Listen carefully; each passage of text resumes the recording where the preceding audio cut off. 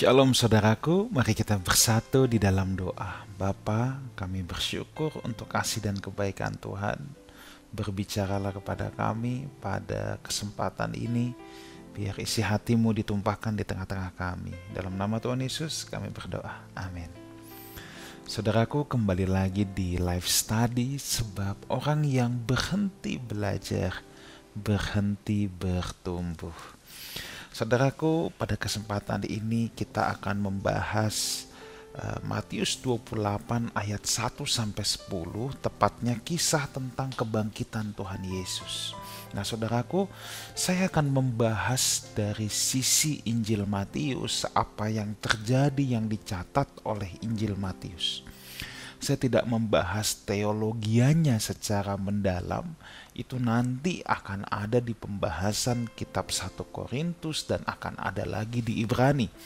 Tetapi saya akan lebih fokus kepada kisah yang dituliskan oleh Injil Matius atau dari sisi Injil Matius.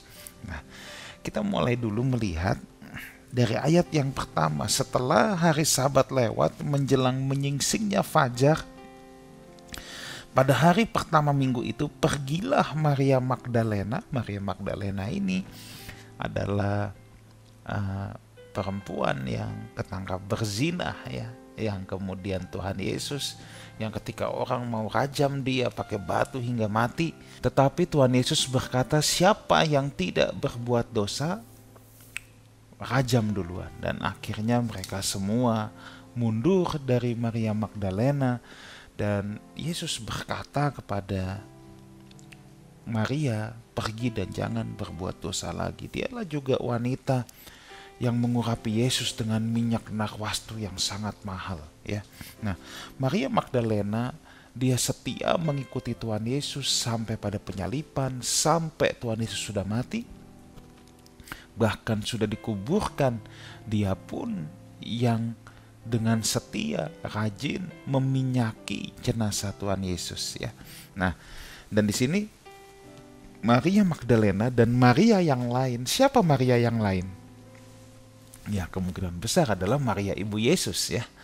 Maria ibu Yesus memang kasih ibu kepada anak tidak perlu diragukan lagi, ya. Tidak ada ibu yang tidak mengasihi anak-anaknya. Maka kalau saudara sebagai seorang anak yang menyaksikan acara ini, saya harus ingatkan, kasihi ibumu mumpung dia masih hidup, mumpung dia masih ada. Ada banyak orang yang kurang ajar sama orang tua, yang memperlakukan orang tua seenaknya. Nanti ketika orang tuanya meninggal, dia yang biasanya nangis paling kejer, saudara, ya. Kita harus ingat ketika seorang ibu melahirkan kita di dunia ini, dia dititipi Tuhan sampai kita ada di dunia ini, dia harus mempertaruhkan nyawanya. Setiap ibu-ibu yang pernah mengalami proses bersalin pasti merasakan apa yang namanya mempertaruhkan nyawa ketika proses persalinan tersebut. Itu sebabnya, ya, kalau kita masih punya orang tua, ayo kita berbakti, kita sayangi mereka mumpung mereka masih ada, ya. Jangan mereka sudah meninggal nangis kenceng. Ya, nggak salah, namanya sedih. Tapi tangisan itu tidak akan mengubah keadaan. Apalagi kalau saudara tunggu orang tua meninggal baru saudara mungkin melakukan hal-hal yang menurut saya kurang rasional. Misalnya, oh, bukti sayang sama orang tua, dibelikan batu nisan yang termahal. Ya, nggak apa-apa kalau saudara mampu. Ya, tetapi saya harus beritahu saudara bahwa bukti cinta sama orang tua itu bukan tunggu dia setelah meninggal, tetapi ketika dia masih hidup, apakah kita melayani, mengasihi, berbuat sesuatu kepada orang tua kita, ya. Oke, di sini kita lihat Maria Magdalena dan Maria yang lain, kemungkinan besar adalah Maria ibu Yesus, menengok kubur itu. Saudara, murid-murid tuh kemana, ya? Kan jadi bingung saudara ya. Padahal yang tiap hari bersama-sama dengan Tuhan Yesus adalah murid-murid. Tapi di sini kita melihat baik Maria Magdalena, Maria Ibu Yesus memiliki kesetiaan, spirit yang mengasihi Tuhan yang luar biasa. Nah, ayat 2-4. Maka terjadilah gempa bumi yang hebat sebab seorang malaikat Tuhan turun dari langit. Nah, ada malaikat Tuhan. Perhatikan, malaikatnya huruf kecil. Nah, ini berarti memang malaikat. Malaikat as in malaikat. Kalau dalam perjanjian lama ada di mana digunakan malaikat yang ditulis dalam huruf besar, itu karena menunjuk pada pribadi Tuhan sendiri. Ya, pribadi Tuhan sendiri. Tapi di sini memang malaikat. Jadi ini bukan Yesus yang menampakkan diri, memang malaikat, memang utusan Tuhan. Ya. Malaikat Tuhan turun dari langit dan datang ke batu itu dan menggulingkannya lalu duduk di atasnya. Ya. Wajahnya bagaikan kilat dan pakaiannya putih bagaikan salju. Coba lihat, ini memang kejadian supranatural, saudara ya. Dan kalau kita lihat dulu sebentar ya, ayat yang keempat, dan penjaga-penjaga itu gentar ketakutan dan seperti orang-orang mati. Ini memang kejadian supranatural. Itu benar malaikat Tuhan. Saudara dengar baik ini. Di mana ada kemuliaan Tuhan, orang-orang yang memperlakukan Tuhan secara tidak layak pasti tidak akan tahan. Saya ulang lagi, di mana ada kemuliaan Tuhan, maka orang-orang yang terbiasa memperlakukan Tuhan secara tidak layak, secara tidak pantas, tidak menghormati Tuhan, pasti tidak akan tahan. Itulah sebabnya para penjaga-penjaga itu ketakutan dan menjadi seperti orang mati. Karena mereka tahu, mereka selama ini memperlakukan Yesus dengan cara yang tidak pantas. Ingat, ketika disalib saja, langit jadi gelap, gempa bumi dahsyat. Mereka saja sudah mengakui, sungguh ia ini anak Allah. Tuh coba lihat. Dan sekarang sudah dikubur, tiba-tiba ya ada gempa bumi lagi dahsyat. Ya, gempa bumi dahsyat. Dan ada malaikat, mereka melihat malaikat. Wajahnya kilat, pakaiannya putih bagaikan salju. Gimana mereka tidak ketakutan dan seperti orang-orang mati. Nah, tetapi prinsip yang saya mau pelajari, yang saya mau beritahu buat kita semua, ini bukan soal kita tunggu malaikat turun di kamar kita, bukan itu. Tapi pelajaran yang kita bisa ambil adalah kalau orang tidak memperlakukan Tuhan dengan layak, dengan pantas, tidak menghormati Tuhan, di mana kemudian Tuhan turun, dia pasti tidak akan tahan berdiri. Dia pasti tidak akan tahan. Ketakutan seperti orang mati. Makanya ingat ya, nanti dalam pembahasan Injil Lukas ada satu ayat bahwa penulis kitab Lukas meminta kita untuk berjaga-jaga. Supaya apa? Supaya apa? Supaya kita tahan berdiri di hadapan anak manusia. Maka prinsip hidup yang kita tidak boleh lupa, orang yang takut akan Tuhan sejak di bumi ini, ketemu Tuhan tidak takut lagi. Kenapa? Karena sudah menjadi sahabatnya Tuhan. Ya, orang yang terbiasa hidup bersahabat dengan Tuhan sejak di bumi ini, dia akan bersahabat dengan Tuhan sampai di keabadian nanti. Tapi kalau orang yang tidak bersahabat dengan Tuhan sejak sekarang ini, dia tidak akan bersahabat dengan Tuhan selama-lamanya. Orang yang takut akan Tuhan sejak di bumi ini, nanti ketemu Tuhan tidak takut lagi. Tapi orang yang tidak takut akan Tuhan sejak di bumi ini, nanti ketemu Tuhan dia pasti ketakutan setengah mati.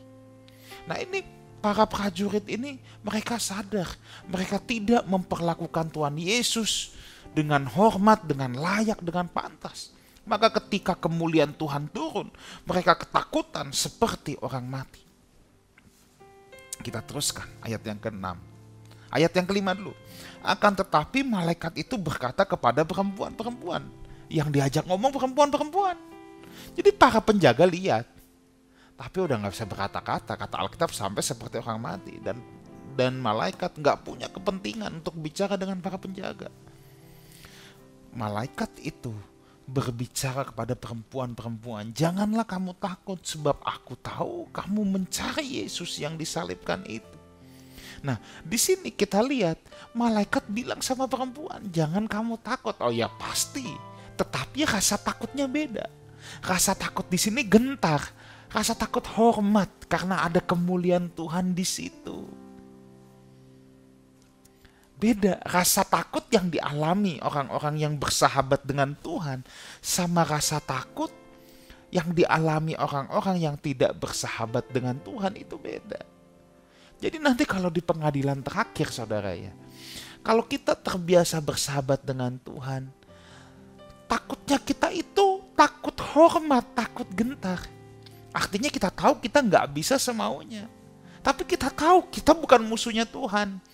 Ya jangankan di hadapan pengadilan Tuhan, saudara kalau diundang Pak Presiden ke istana aja, kan kita nggak mungkin semaunya, pasti ada loh perasaan gentar, perasaan sungkan, perasaan hormat, itu pasti ada. Makanya nggak mungkin kan kalau diundang ke istana terus pakainya kaos kutang, kaki diangkat pakai sendal jepit, kan nggak mungkin. Kenapa? Hormat, ada rasa gentar. Tapi kita tahu kita bukan takut dihukum. Beda kalau seteru Tuhan. Dia tahu dia ketakutan nanti di pengadilan terakhir ketika dia menghadap Tuhan. Sebab dia tahu dia akan dihukum, beda. Jadi konteks ketakutannya ini beda. Ketakutan orang yang bersahabat dengan Tuhan dengan ketakutan orang yang tidak bersahabat dengan Tuhan. Itu beda. Nah, ini takut gentar, takut hormat. Justru penampakan malaikat menjadi sebuah konfirmasi, sebuah peneguhan bagi Maria. Baik Maria ibu Yesus, baik Maria Magdalena. Ini konfirmasi bahwa apa yang ia percayai itu benar. Apalagi Maria ibu Yesus. Ini kan bukan kali pertama dia bertemu malaikat. Bukankah pada saat peristiwa kelahiran Tuhan Yesus, dia juga sudah pernah bertemu dengan malaikat Tuhan. Dan dia jadi semakin terkonfirmasi bahwa benar yang dia kandung itu adalah Yesus Kristus, Sang Penebus dunia. Ayat ke-6.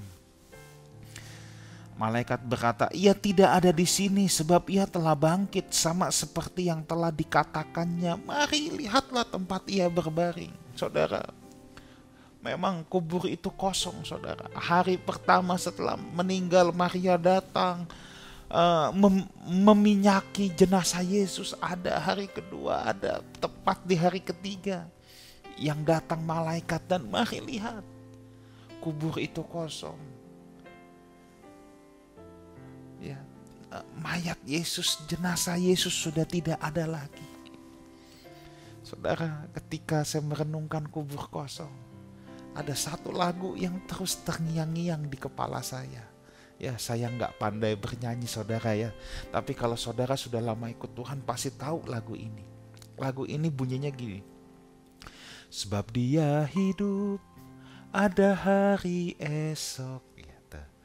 Sebab dia hidup, ku tak gentar, karena ku tahu dia pegang hari esok. Hidup jadi berarti sebab dia hidup. Kubur yang kosong menandakan dia hidup. Dia tidak mati, dia tidak ada lagi di kubur itu. Apa implikasinya buat kita? Kalau dia sudah mengalahkan maut, maut saja ia kalahkan. Kenapa saudara dan saya harus khawatir tentang hari esok? Sebab dia hidup, ada hari esok. Sebab dia hidup, aku tak gentar menghadapi hari esok. Kenapa kita gak gentar? Karena kita tahu Yesus Tuhan yang pegang hari esok kita. Yesus Tuhan yang pegang hari esok saudara dan saya. Yesus Tuhan yang memegang hari esok keluargamu, anak-anakmu.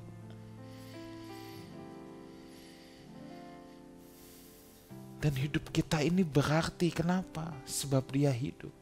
Wah, ini luar biasa saudara ya, ini luar biasa. Ingat, maut saja ia kalahkan. Masa dia tidak bisa pegang kendali atas hidup kita? Kalau kita mempercayai Tuhan pegang kendali, kenapa kita harus khawatir? Lakukan bagian kita, lakukan yang terbaik apa yang menjadi tanggung jawab dan bagian kita. Lakukan yang terbaik. Maka saya percaya Tuhan melakukan bagiannya. Seharusnya kita menjadi beriman dan percaya bahwa memang dia pegang hari esok. Kubur yang kosong itu powerful sekali saudara ya. Nah, ayat 7 dan 8 kita lihat sekarang. Dan segeralah pergi dan katakanlah kepada murid-muridnya bahwa ia telah bangkit dari antara orang mati. Ia mendahului kamu ke Galilea. Di sana kamu akan melihat dia. Sesungguhnya aku telah mengatakannya kepadamu. Ayat 8. Mereka segera pergi dari kubur itu dengan takut. Ingat, takut hormat ya. Dan dengan sukacita yang besar. Tuh. Beda kalau para penjaga ketakutan. Takut dihukum. Makanya gak punya sukacita. Orang yang takut hormat beda dengan sukacita yang besar dan berlari cepat-cepat. Untuk memberitahukannya kepada murid-murid Yesus. Tuh. Mereka ini takut gentar. Orang yang menghormati Tuhan, ketemu kemuliaan Tuhan, ada rasa gentar ya, takutnya takut gentar, takut hormat, tapi bersuka cita. Dan pergi lari cepat-cepat. Larinya bukan karena ketakutan, karena sukacita itu untuk apa? Untuk memberitahu kepada murid-murid Yesus. Aduh, yang gak pernah nongol ke kuburan. Ya. Mungkin kalau orang Chinese bilang moyung ya, saya nggak tahu deh itu bahasa apa ya. Kemana yang lain? Tapi di sini ada satu pelajaran yang kita bisa tangkap, yaitu begini, kabar sukacita harus kita bagikan dong. Kabar sukacita nggak boleh disimpan sendiri. Makanya kalau saudara sudah menerima kasih Tuhan secara penuh, bagikan kasih itu pada orang lain. Kalau saudara menerima sejahtera Tuhan secara penuh, bagikan sejahtera itu pada orang lain. Kabar sukacita jangan disimpan sendiri. Kalau saudara betul-betul menyadari saudara dikasihi Tuhan, saudara diampuni Tuhan, mari bagikan kabar sukacita itu kepada orang lain. Jangan kita simpan sendiri saudara ya. Jangan kita simpan sendiri kabar sukacita, berita baik, berita Injil. Bukan untuk diendapkan sendirian, tetapi untuk dibagikan kepada orang lain. Dan yang paling penting, bagikannya bukan sekedar lewat mulut. Bagikan lewat hidup kita, dimanapun kita berada, di tempat kerja kita, di tengah-tengah keluarga, di tengah-tengah pergaulan. Bagikan saudara kabar sukacita itu lewat hidup kita. Sehingga orang yang bersentuhan dengan kita merasakan sejahtera Tuhan. Orang yang bersentuhan dengan kita merasakan sejahtera Tuhan, damai Tuhan, sukacita Tuhan. Mereka harus bisa merasakannya. Ya, jadi saya harap saudara jadi orang Kristen jangan murung ya. Jangan 5L. Lemah, letih, lesu, lunglai, letoy, loyo. Nah, itu berapa L? 6, 5, saya nggak tahu. Saudara harus bersemangat menjalani hidup ini. Harus bersemangat, harus bergairah. Dan bagikan gairah semangat itu pada orang lain. Jangan jadi orang Kristen, mukanya murung terus. Ya gimana orang melihat kita bagaimana bisa menerima sukacita Tuhan sambil murung, muka ditekuk ya, udah kayak buku yang dilipat-lipat, muka ditekuk terus bilang bersukacitalah. Ya ampun, orang bilang, lu ngaca dulu situ, lu aja begitu, suruh gua bersukacita lagi. Ayo dong, bagikan dong. Ya, bagikan damai Tuhan, bagikan sukacita Tuhan. Sebab kabar sukacita tidak untuk dinikmati sendiri. Itu harus dihidupi dulu sama kita. Kalau itu betul memenuhi hidup kita, maka kabar sukacita itu secara otomatis akan tumpah keluar dari hidup kita. Dan kita bagikan kepada orang-orang di luar sana. Ya. Tapi intinya kabar sukacita nggak boleh disimpan sendiri, harus dibagikan keluar. Ayat 9 dan 10. Tiba-tiba Yesus berjumpa dengan mereka dan berkata, "Salam bagimu." Mereka mendekatinya, memeluk kakinya, serta menyembahnya. Waduh, mereka menyadari ketuhanan Yesus. Mereka tidak meragukan Yesus yang berkata, "Aku memang akan mati di salib, aku akan diserahkan, tapi aku bangkit di hari yang ketiga." Dan ini digenapi. Maka kata Yesus kepada mereka, "Jangan takut, pergi dan katakanlah kepada saudara-saudaraku supaya mereka pergi ke Galilea, dan di sanalah mereka akan melihat aku." Wah, saudara, kebangkitan itu kabar baik bagi kita, kabar baik bagi saudara dan saya. Kenapa? Sebab kebangkitan Tuhan Yesus yang pertama mengindikasikan memang ada kehidupan setelah kematian. Ada banyak orang yang bilang sama saya, "Pastor, udah deh, kita yang realistis saja. Hidup itu cuman hari ini, kita gak usah pikirin yang nanti. Orang kalau udah mati mah cuman kayak tidur." Saudara, yang realistis adalah kita lakukan bagian kita. Hidup hari ini secara bertanggung jawab dan menyadarinya. Hidup hari ini adalah persiapan sebuah kehidupan di masa yang akan datang. Di masa yang akan datang pasti ada sebuah kehidupan yang real. Kalau enggak, Tuhan Yesus enggak bangkit. Kalau enggak, Elia, Henok tidak diangkat hidup-hidup. Kenapa Elia dan Henok diangkat hidup-hidup oleh Tuhan? Untuk menunjukkan memang ada sebuah kehidupan yang real nanti. Nah, tapi saya mau saudara balance dalam menyikapi ini. Jangan sampai, ya udah kita pikirin hidup yang nanti, tapi hidup hari ini hancur-hancuran babak belur. Nggak benar juga. Yang benar adalah kita jalani hidup kita hari ini sebaik-baiknya. Sebab hidup hari ini merupakan persiapan hidup di masa yang akan datang. Hidup hari ini adalah latihan untuk kita hidup di masa yang akan datang. Dan hidup kita hari ini adalah bukti pelayanan kita kepada Tuhan. Itu adalah bukti kita mempersiapkan diri. Dan kita tahu nanti ada sebuah kehidupan yang lain, di mana kita hidup bersama Tuhan sampai selama-lamanya. Kita harus balance dalam memaknai ini. Sebab saya ketemu banyak orang yang pikirannya yang penting nanti, yang penting di belakang langit biru, yang penting nanti. Hidupnya hari ini hancur-hancuran. Keluarga berantakan, hidup jadi pecundang, hidup jadi parasit buat orang lain. Dan gak pernah dilatih untuk bisa menang dalam hidup hari ini. Tapi saya rindu setiap saudara menang dalam kehidupan hari ini. Dan kita akan hidup bersama-sama dengan Tuhan di masa yang akan datang. Kebangkitan Yesus menjadi perayaan terbesar bagi orang percaya. Kenapa? Nanti kita belajar ini di kitab Korintus. Sebab kata Paulus, kalau Yesus gak bangkit, sia-sia kepercayaan kita. Saya akhiri dengan ini. Semua tokoh agama dilahirkan dan dirayakan kelahirannya.